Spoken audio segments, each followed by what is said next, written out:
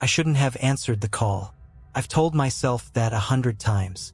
But when you're in law enforcement, especially in a quiet town like mine, you take every call seriously. That night, though, I wish I hadn't. It was 11:47 p.m.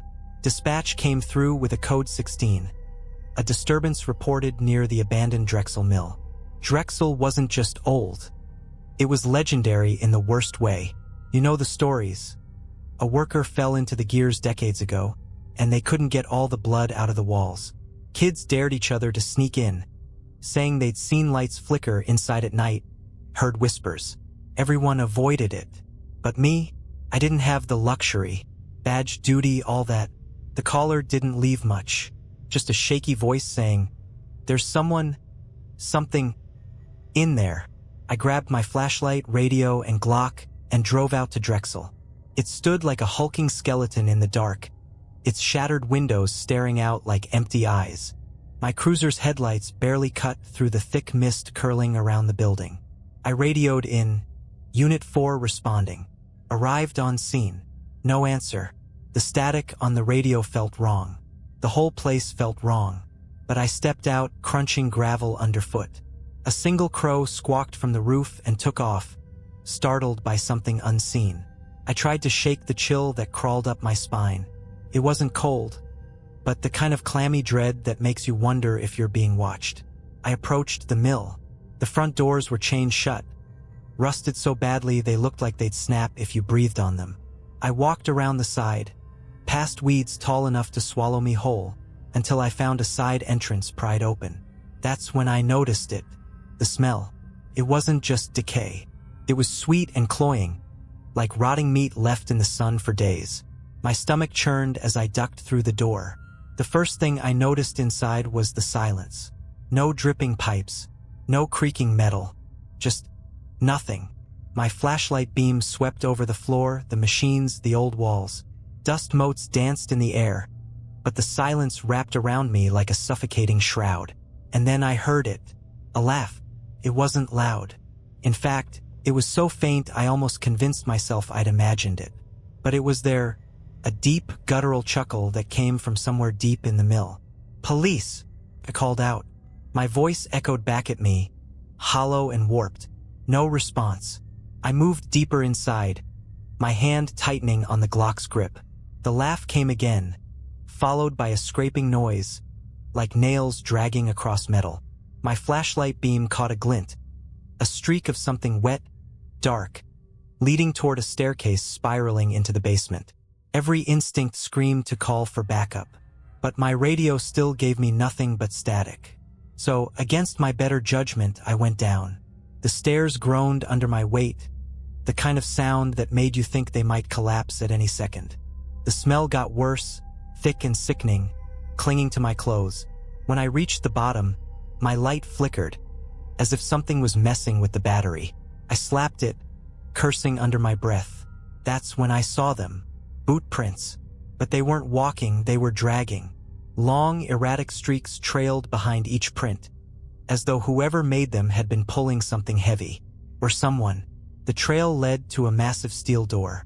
It looked like it hadn't been touched in decades, but it was slightly ajar. I pushed it open, my flashlight trembling in my hand. Inside was impossible. The room wasn't empty. It was filled with rows of mannequins. Not just any mannequins. These were grotesque, twisted. Some had too many arms. Others had faces stretched into impossible smiles, their eyes wide and bulging. And then I saw her. A woman was tied to a chair in the middle of the room, her head slumped forward, blood dripping from her chin onto the floor. I rushed to her, my heart hammering in my chest. "Ma'am," I whispered, my voice hoarse. As I reached her, her head snapped up. Her eyes were gone. Before I could react, the steel door slammed shut behind me. The sound echoed through the room, and suddenly, the mannequins weren't still anymore. They were moving. I spun around, my flashlight beam darting over the mannequins. They weren't just moving, they were twitching, jerking, as if learning how to use their limbs. Their warped, grinning faces turned toward me, each one tilting its head in unison. "Police!" I barked, my voice cracking. "Stay where you are." They didn't. The mannequins began to step forward, their movements unnatural and stilted, like marionettes on tangled strings. My flashlight flickered again, plunging the room into darkness for half a second. When the light returned, they were closer, too close. I fired. The muzzle flash lit the room for a split second. The shot rang out, deafening in the enclosed space. The bullet hit one of the mannequins square in the chest. But instead of falling, it just absorbed the impact. The sound it made wasn't wood or plastic, but something soft and wet, like flesh. A dark liquid oozed from the bullet hole, dripping onto the floor. "What the hell?" I muttered, backing away. The woman in the chair groaned. Her head lolled to the side, and for the first time, I saw her lips moving. She was whispering something, over and over again. I leaned in, desperate to hear her. But as I got closer, I realized she wasn't whispering. She was humming. A lullaby. The mannequins lunged. I barely had time to react. One of them grabbed my arm, its fingers cold and slimy, like rotting meat.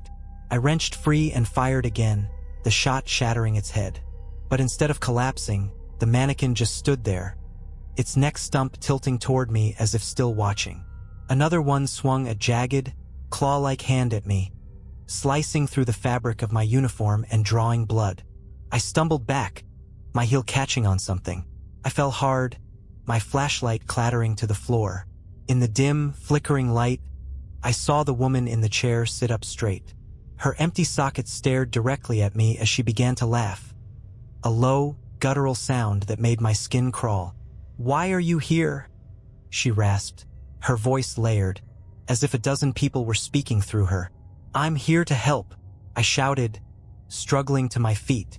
The mannequins were closing in, their grinning faces inches away. "What do you want?"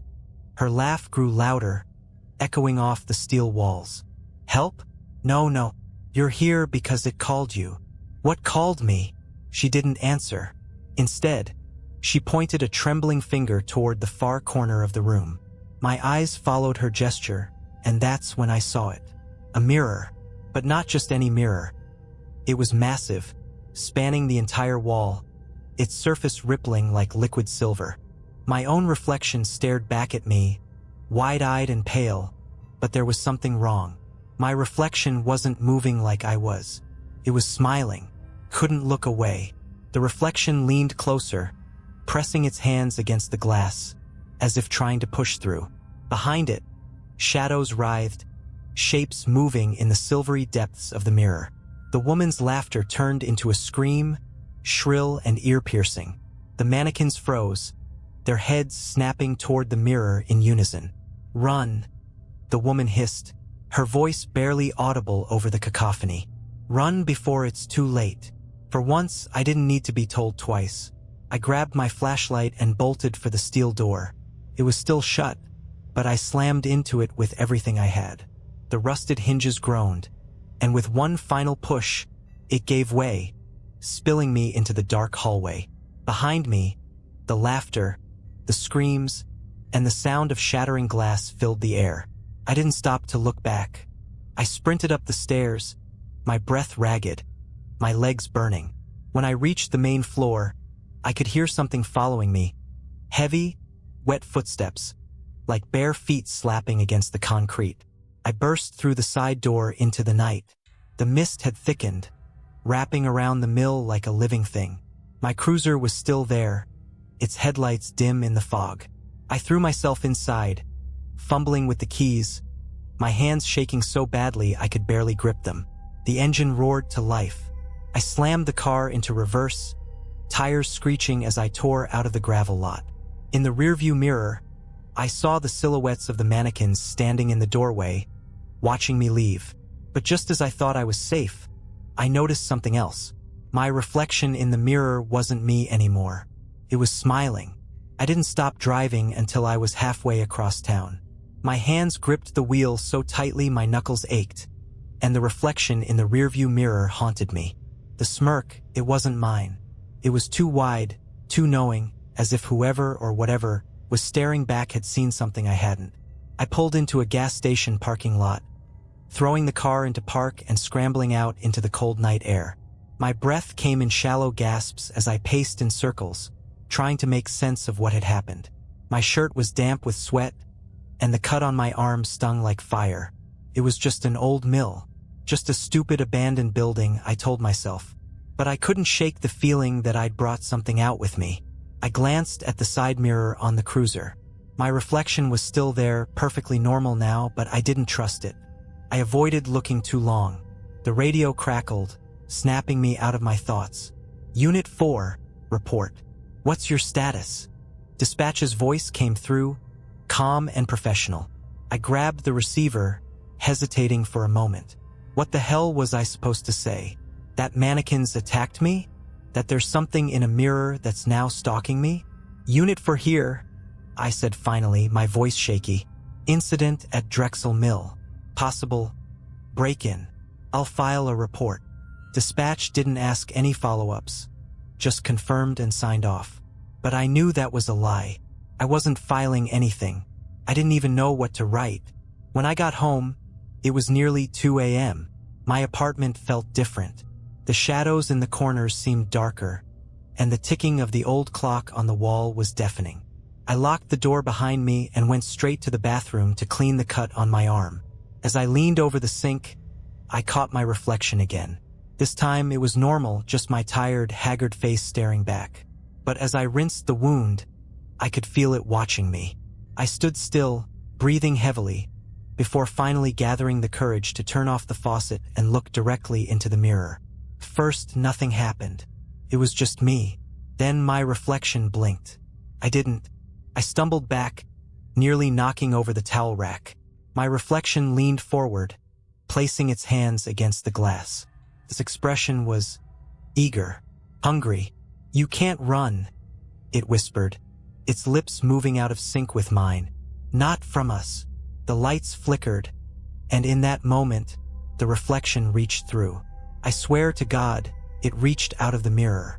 I bolted from the bathroom, slamming the door behind me and grabbing the heaviest thing I could find, a chair from the kitchen. My breath came in ragged gasps as I braced myself, waiting for the bathroom door to fly open, for whatever was in there to come out. But nothing happened. The apartment was silent again, save for the pounding of my heart. I didn't go back into the bathroom. Instead, I dragged a dresser in front of the door and sat on the couch, clutching my Glock until sunrise. The next morning, I told myself it was stress, exhaustion, maybe even a hallucination from whatever I'd smelled in the mill.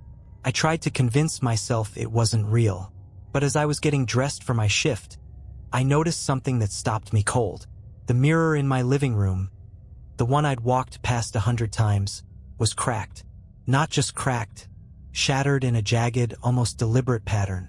And in the very center of the break, there was a single bloody handprint. Mine. For the next week, the reflection haunted me. It was never direct, never obvious enough to convince anyone else. I catch it moving in ways I didn't, its lips forming words I couldn't hear. My own face would twist into that horrible smile when I wasn't looking. I tried covering the mirrors, but that didn't stop it. At night, I'd hear faint laughter coming from behind the glass, whispers slipping through the fabric I'd taped over them. And then came the dreams. In them, I was standing in front of the giant mirror from the mill. Shadows writhed behind me, figures with too many limbs, their faces hidden. The glass rippled, and my reflection smiled that awful, knowing grin. Soon, it would say, its voice like static, "We'll be whole again." I finally broke. One night, I packed everything I could into my car and left. Drove as far as my tank would take me, stopping only when I reached a cheap motel on the edge of nowhere. The room didn't have a mirror. For the first time in days, I felt a flicker of relief. I locked the door, barricaded it with a chair, and collapsed onto the bed. But in the middle of the night, I woke to the sound of something scratching at the motel window. I didn't want to look. I didn't want to know. But I couldn't stop myself. I pulled back the curtain, and there it was, my reflection, smiling, from the other side of the glass. I froze, my breath caught in my throat. The figure outside the window wasn't me. Not entirely. It was wearing my face, but its eyes, they were wrong. Too bright, too full of malice. As if they weren't just looking at me. They were looking through me. It raised a hand, pressing its palm against the glass, and its lips curled into that awful, too wide smile. For a moment, I was paralyzed, unable to move or think. Then the smile shifted, and it mouthed a single word, "Open." I stumbled back, shaking my head, whispering, "No, no, this isn't real." But it was. The window rattled, the glass quivering as if something was trying to push through. I grabbed the lamp from the bedside table, holding it like a weapon, and backed toward the door. My mind raced, but there was no plan. There was nowhere to run. And then the window shattered. The sound was deafening, the shards of glass spraying across the room like rain. I shielded my face with my arm, but when I lowered it, the reflection was gone. No, not gone. It was inside. The figure stood in the middle of the room, impossibly tall, its features twisted and wrong. The smile was still there, but now its mouth stretched impossibly wide, revealing rows of jagged, blackened teeth. Its limbs were elongated, almost insect-like, and they twitched unnaturally as it took a step toward me. What do you want?" I screamed, my voice cracking. It tilted its head, its neck bending at an unnatural angle. "To make you perfect," it rasped, its voice like nails on a chalkboard. I threw the lamp at it. The lamp shattered against its chest, but it didn't even flinch. It took another step, its bony fingers reaching out, the tips ending in sharp, claw-like points. Desperate, I dove for the door, fumbling with the lock, but before I could open it, the thing grabbed my ankle. Its grip was ice-cold, the claws digging into my skin. I screamed, kicking wildly, but it was no use. It pulled me closer, its strength unnatural, its face hovering inches from mine. "Don't fight," it whispered. "This is where you belong." And then the light changed. A blinding flash filled the room, pure and searing, casting harsh shadows across the walls. The figure recoiled, its distorted features twisting in pain.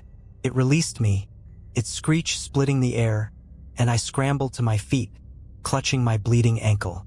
The light grew brighter, emanating from a large shard of glass still lodged in the broken window. The reflection in the shard wasn't mine. It was something else, something glowing and radiant, its presence overwhelming. "Go!" the reflection commanded, its voice echoing in my mind. "Now!" I didn't wait to argue. Limping, I threw the door open and ran into the night, not stopping until I was halfway down the highway, my lungs burning, my vision blurred with tears. When I finally turned back, the motel was a distant silhouette, its broken window glowing faintly in the dark. I never returned to Drexel, never told anyone what happened. But the reflection hasn't left me, not completely. Sometimes, when I glance at my shadow or catch a glimpse of myself in a window, I see it, that smile, waiting, watching. It doesn't chase me anymore. It doesn't need to, because deep down I know I didn't escape. Not really. You might think that was the end of it, that I ran far enough, buried it deep enough to forget. But some things, they don't let go. Months passed. I moved states, changed my name, even left the force.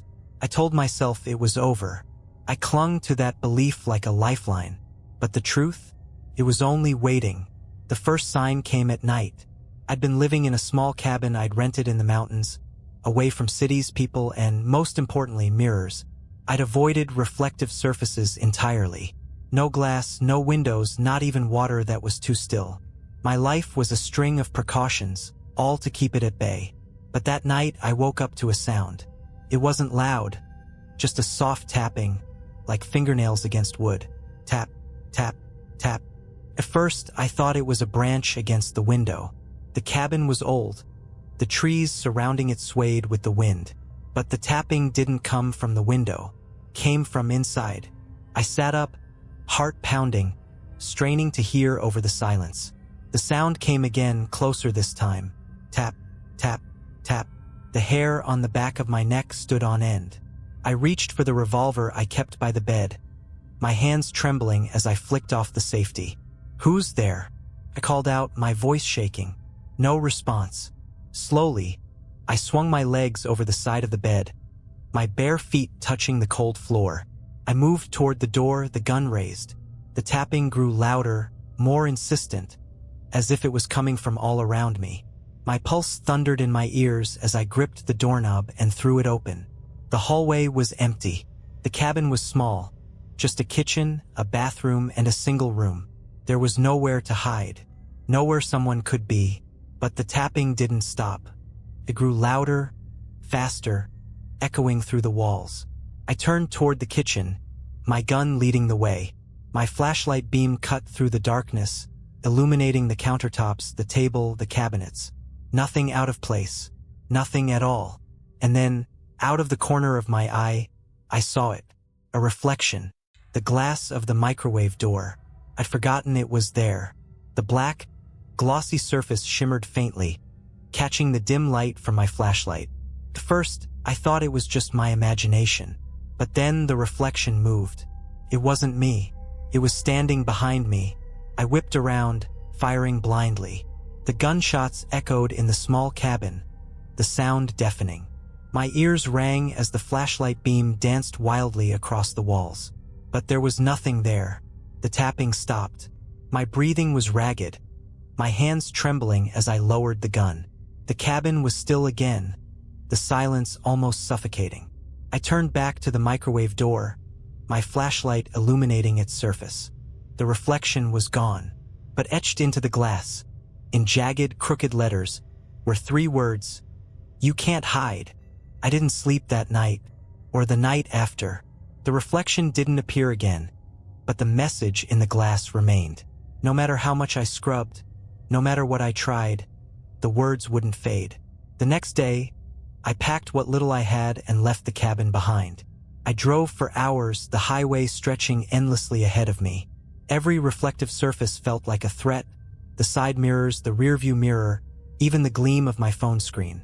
I stopped at a gas station in the middle of nowhere, desperate for a break. As I filled the tank, I caught a glimpse of myself in the car window. Except it wasn't me. It smiled, and then it whispered, its voice clear as day, even through the glass. "You're already mine. I don't know how much longer I can keep running. Maybe I'll never stop. But if you're reading this, take my advice. Cover your mirrors. Stay away from reflections. And if you ever see yourself smile when you shouldn't, run. You'd think I'd have given up, that I'd just let it take me, let the nightmare win. But survival's a funny thing. It doesn't matter how hopeless it seems. Something in you fights. Something in me still believed I could escape. But the truth? I wasn't running from it anymore. I was running toward something. After the gas station incident, I spent weeks digging for answers.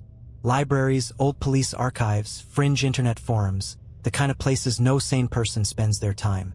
I wasn't just hunting for a way out. I was looking for why. Why me? Why the mirror? Why was it following me? And finally, I found it. It wasn't some ancient curse or a ghost story. It was Drexel. Everything came back to that mill. The stories, the history, it was worse than I'd imagined. The land Drexel was built on? It had a reputation long before the factory went up. There were reports of disappearances going back to the 1800s, strange lights in the woods, whispers of people who went there and came back. Wrong. And the mill itself? It was a perfect storm. Industrial accidents, corruption, even a mass death from a boiler explosion back in 1953. It wasn't just a building. It was a wound that never healed. And the mirror? It wasn't just a mirror. It was a door. I knew what I had to do. It took months to prepare. I needed equipment, an axe for the wood, a sledgehammer for the concrete, enough gas to burn the place to ash. I was terrified, but more than that, I was determined. If this thing wanted me, it could have me. But not before I took that mirror down with me. I arrived at Drexel Mill just before midnight. The place looked even worse than before. More decayed, more hostile, like it had been waiting for me. The air was thick with that same sickly sweet stench, and the mist coiled around the building like it was alive. This time, I didn't hesitate. I kicked in the side door and stepped inside, the axe slung over my shoulder. My flashlight cut through the darkness, the beam bouncing off rusted machines and broken beams. The silence was deafening, but I could feel it watching me, waiting. "I'm here," I shouted, my voice echoing through the empty space.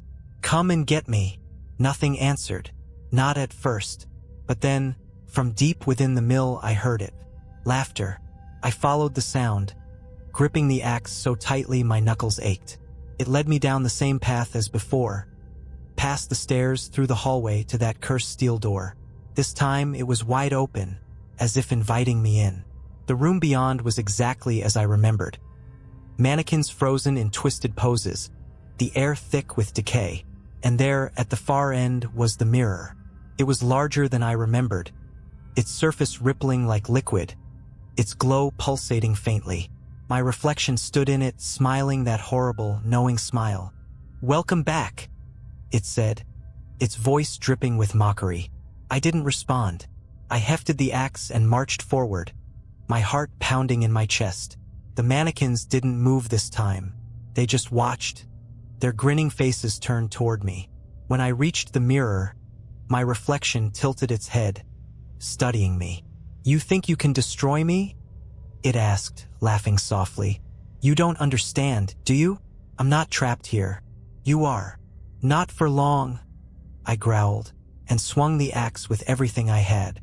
The blade hit the mirror with a deafening clang. Sparks flew, and the surface rippled violently, like a stone dropped into water. My reflection screamed, its smile vanishing as it slammed its hands against the glass. "You can't stop us," it shrieked. "We're everywhere. Every shadow, every reflection." I swung again, cutting it off mid-sentence. This time, the mirror cracked, a web of fractures spreading across its surface. The room trembled, the mannequins jerking and twitching like puppets with tangled strings. The air grew cold, and a deafening roar filled my ears. The mirror's surface began to shatter inward, the cracks widening as if something was trying to pull me through. I stumbled back, dropping the axe as the ground beneath me shook. "You can't escape," the reflection bellowed, its face distorted and monstrous. "You are already—" The final swing silenced it. The mirror exploded, shards flying in every direction, the force knocking me off my feet. The mannequins collapsed, lifeless, as the room was swallowed in darkness. And then silence. When I opened my eyes, the mirror was gone. The room was empty, save for the shattered glass on the floor. The mannequins were nothing but piles of broken wood and fabric, their twisted forms reduced to rubble. I stumbled out of the mill, gasping for air, the cold night biting at my skin. For the first time in months, the weight on my chest was gone. I'd done it. I destroyed the door. But as I climbed into my car and caught my reflection in the rearview mirror, my heart stopped. It was smiling. You'd think the story would end there. A shattered mirror, a ruined mill, and a man left broken but alive. But life, especially mine, doesn't work that way. The smile in the rearview, that was just the beginning. The drive home was quiet. Too quiet. No radio, no sounds of tires on asphalt, just silence so heavy it pressed against my ears. My reflection stayed in the rearview, grinning, but it didn't move otherwise. I told myself it was a trick of the light, that I was just imagining things. I kept telling myself that right up until it blinked. I slammed on the brakes, my car skidding to a stop on the side of the empty highway. My chest heaved as I stared into the rearview mirror, waiting for it to move again. But the reflection just sat there, smiling, its head cocked at an angle I knew I hadn't made. It didn't match me anymore. And then it spoke. "You're not done," it whispered, its voice low and crackling like distant static. "You didn't destroy me. You set me free." I turned around, desperate to see if something or someone was in the back seat. Nothing. Just empty air and the faint smell of burnt plastic. When I turned back to the mirror, the reflection was gone. That should have been a relief. It wasn't. By the time I got home, the unease had settled into a permanent knot in my gut. Every shadow seemed to move, Every reflective surface carried an oppressive weight. I covered the bathroom mirror with a towel and shoved the one from the bedroom into the closet. I even turned my phone face down, avoiding the screen like it was radioactive. But it didn't help. The dreams came back that night. I was in the mill again, standing before the shattered mirror. Except it wasn't broken anymore. It was whole, its surface swirling like molten silver. My reflection stood inside it, smiling that too wide grin. But now there were others. Shadows with too many arms, too many faces, pressing against the glass from the other side. "You thought you won," my reflection said, its voice overlapping with a dozen others. "But we're everywhere. You only broke the gate. You can't stop what's already here." I woke up in a cold sweat, gasping for air. My heart was hammering in my chest. But the worst part wasn't the dream. The worst part was the sound.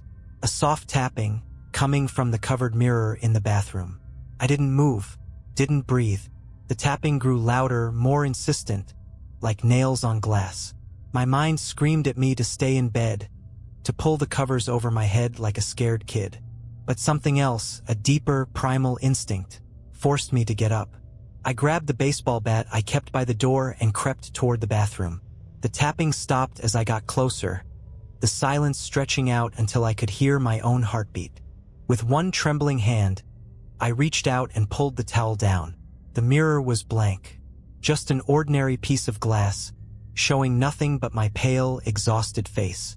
For a moment, I let out a shaky laugh, relief flooding through me. Then my reflection blinked. It wasn't me. The face in the mirror twisted, its grin stretching wider than humanly possible, revealing rows of jagged, black teeth. Its eyes darkened, void-like, and its head tilted at an impossible angle. "You can't hide," it hissed, its voice echoing through the small bathroom. "Not anymore." The glass rippled, and a hand, long, skeletal, and dripping with black ichor, pressed against the surface. I stumbled back, tripping over the edge of the rug, as the reflection pushed harder, the glass cracking under the pressure. I scrambled to my feet and swung the bat with all my strength. The mirror shattered, shards exploding outward, and for a moment, everything went silent. But then I heard it, a low, guttural laugh, coming from behind me. I spun around, but the bathroom was empty. The door was still closed, the shower curtain undisturbed. Yet the laugh continued, growing louder, more distorted, until it filled the entire room. It was everywhere and nowhere, a sound that didn't just touch my ears but burrowed into my mind. The lights flickered, and for a split second, I saw them. Figures moving in the shards of broken glass on the floor. Dozens of them, their faces twisted into the same grinning expressions, their hands clawing at the edges of their fractured prison. And then they stopped. All at once, the laughter ceased. The room plunged into an oppressive silence. I stood there, bat in hand, my chest heaving, waiting for the next attack. But it didn't come. Instead, the shards of glass began to move. Slowly, deliberately, they dragged themselves across the floor, converging in the center of the room. Piece by piece, they formed a new shape, a mirror, smaller, jagged, but whole. And in its surface, my reflection smiled. "We told you," it said. "You can't escape." I left that night. Didn't pack, didn't care where I was going. Just drove until the sun came up. But no matter how far I go, no matter what I try, the mirrors find me. In windows, in puddles, in the polished metal of my car's hood. They're always there. And so is the smile. It's been weeks, or maybe months. Time doesn't mean much when you can't stop running.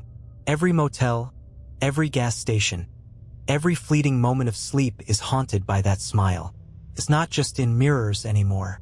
It's in shadows, glass, water, anything with the faintest reflection. But the worst part? The starting to feel familiar. I've learned to avoid looking too long. Glances are safe. A quick look to make sure my face is still my face. Anything more, and the smile creeps back. The longer I stare, the more I feel it pulling at me, as though the reflection and I are trading places, inch by inch. Last night, it almost won. I was parked at the edge of a forest, deep in the middle of nowhere. I'd driven for hours, looking for some place that didn't have reflective surfaces. The truck's side mirrors were covered with duct tape, and the rear view was long gone, ripped out and tossed miles back. But the night was still, too still. No wind, no chirping insects, just silence. The air felt thick, heavy, like the world was holding its breath. And then I heard it, that laugh. It came from the woods, low and guttural, vibrating through the ground beneath my feet. I grabbed the crowbar I kept by my seat and stepped out, the gravel crunching under my boots. The laugh grew louder as I moved toward the tree line, and then it stopped. The forest seemed to hold its breath. And then I saw it. Puddle. Shouldn't have been there. The ground was dry, the nearest stream miles away, but the puddle shimmered under the moonlight, impossibly dark and still. My chest tightened as I stepped closer, the crowbar shaking in my hands. I knew I shouldn't look. I knew, but I did anyway. At first, the surface just showed my face. Pale, gaunt, exhausted. But then the ripples started. Slowly at first, distorting my reflection until it wasn't mine anymore. The face staring back at me was grinning, its eyes black voids that seemed to stretch endlessly inward. "You're almost ready?" it whispered, its voice slithering into my mind. "You've run long enough. It's time to come home." The puddle rippled, and a hand shot out, impossibly long and dripping with black ichor. It grabbed my ankle with a strength that didn't belong in this world, pulling me toward the water's surface. I screamed, swinging the crowbar wildly, but it was no use. The hand pulled harder, dragging me to my knees as the reflection's grin widened. "Let go," it hissed. "You're one of us now." I don't remember much after that, just pain. The cold, wet sensation of being dragged into the puddle. The suffocating pressure as the darkness swallowed me whole. When I woke up, I was lying in my truck, soaked to the bone. The forest was silent again, and the puddle was gone. But when I looked at my hands, they were shaking, not from fear, from excitement. And when I checked my reflection in the truck's window, it wasn't smiling anymore. I don't know how much time I have left. The reflection doesn't fight me anymore. It doesn't need to. It's inside me now, whispering in the back of my mind, growing stronger every day. And the worst part? I think I want it to. You're still reading this? Then maybe you'll understand. Maybe you felt it too. That itch at the edges of your mind, that fleeting glimpse of a face in the glass that isn't yours. If you're still here, if you're still listening, it means it's already started for you. And trust me, it doesn't end. After the puddle, things began to change. Not all at once, just little things at first. I catch myself humming a tune I didn't recognize. My shadow stretched a little too far at sunset.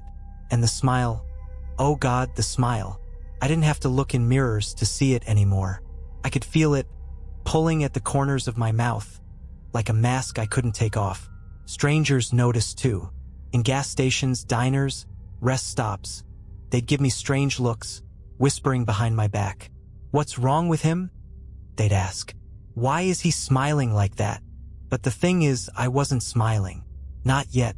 The next incident happened in a small town. I'd stopped at a diner for coffee and a chance to gather my thoughts. The place was quiet, the kind of roadside joint that hasn't updated its menu since the 80s. A waitress with tired eyes poured my coffee, and I kept my head down, avoiding the reflective chrome on the napkin dispenser.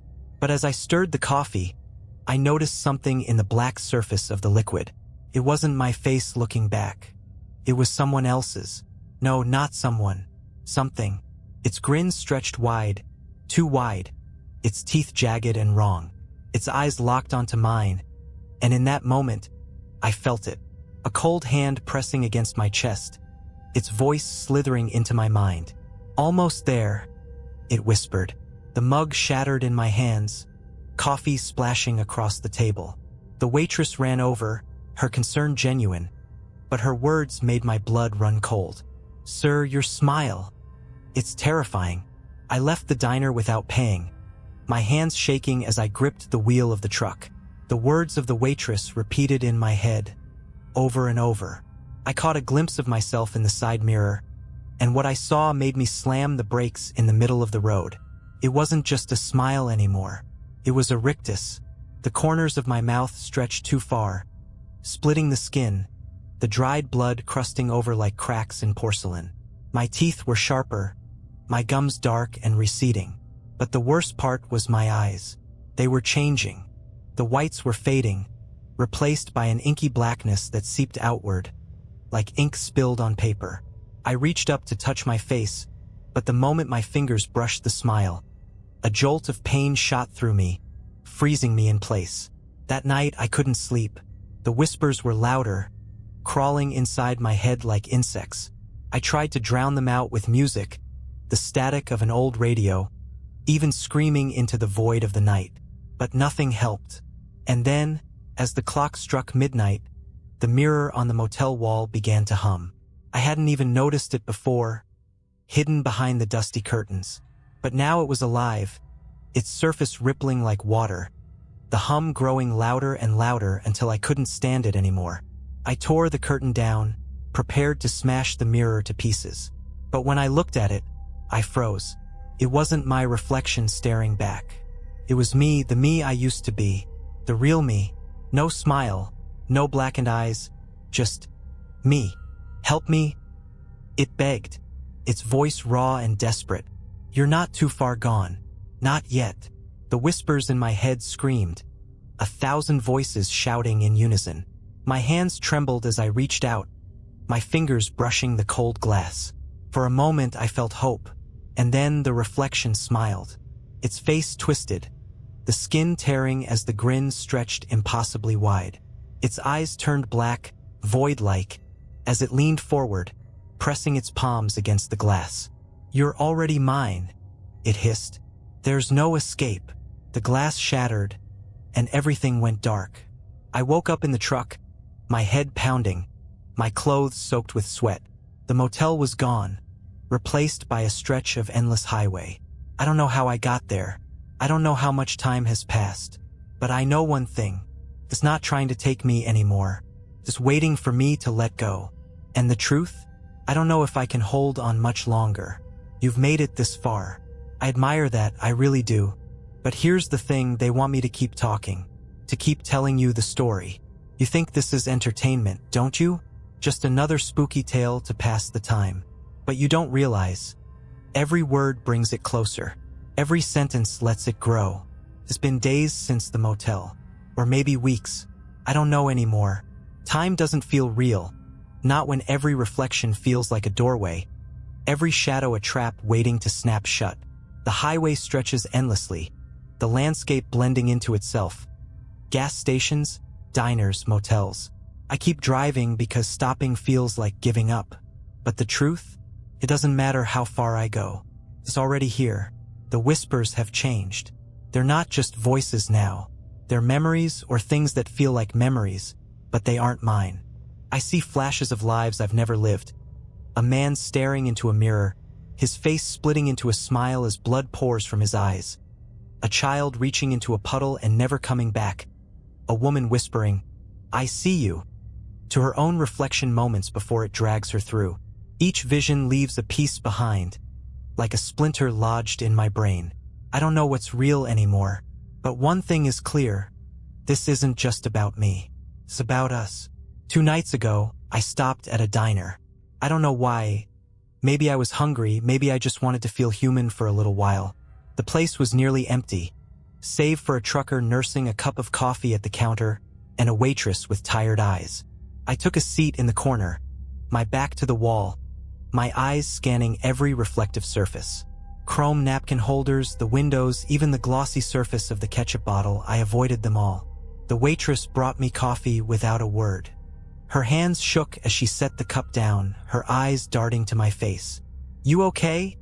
she asked, her voice barely above a whisper. I nodded, though I could see the answer in her reflection on the coffee's surface. My face was wrong, pale, stretched, the edges blurring as if I were disappearing. "You should leave," she said, her voice trembling. "They don't like it when you linger." Before I could ask what she meant, the lights flickered, and the trucker at the counter turned to look at me. His eyes were black, His smile stretched too wide. And then he whispered, "It's time." I ran, left the coffee untouched, bolted out the door and into the night. My truck roared to life, the tires squealing as I tore down the highway. But no matter how fast I drove, I could see them. In the rearview mirror, in the windows of passing cars. Faces grinning, hollow-eyed, watching. Shadows slithered along the edge of my vision, curling like smoke. And then the radio crackled to life. "You're almost there," the voice said. It was mine. "I don't know where I'm going. The highway never ends, the road signs make no sense. Sometimes they're written in languages I don't recognize. Sometimes they're blank. But the whispers are louder now, guiding me, pulling me toward something. Last night, I dreamed of Drexel Mill again. The mirror was gone, but the mannequins were there, their heads twisting to follow me as I walked through the darkened halls. At the center of the room, a puddle shimmered, its surface rippling with faint light.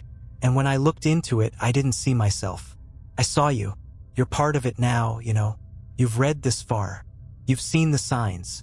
The way shadows move when they shouldn't, the strange chill in your reflection, the feeling that something is watching you from the corner of your eye. They're with you now. They're always with you. This isn't the end.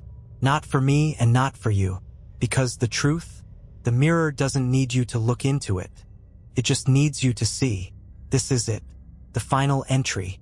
You've followed me this far, and I owe you the truth. The real truth. Not about me, but about you. About what happens next. I kept running.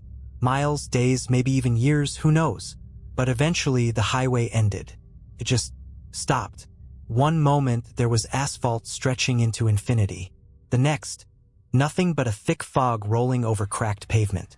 My truck sputtered to a halt, the engine coughing and dying. No matter how many times I turned the key, it wouldn't start. So I did the one thing I swore I'd never do again. I got out. The air was heavy, thick with the smell of damp earth and something metallic. I couldn't see more than a few feet in any direction. The fog swallowed everything, trees, road signs, even sound. My own footsteps felt muffled, like I was walking on padded ground. And then I saw it, a shimmer in the distance, faint, like moonlight on water. My chest tightened as I walked toward it, my boots crunching on gravel that shouldn't have been there.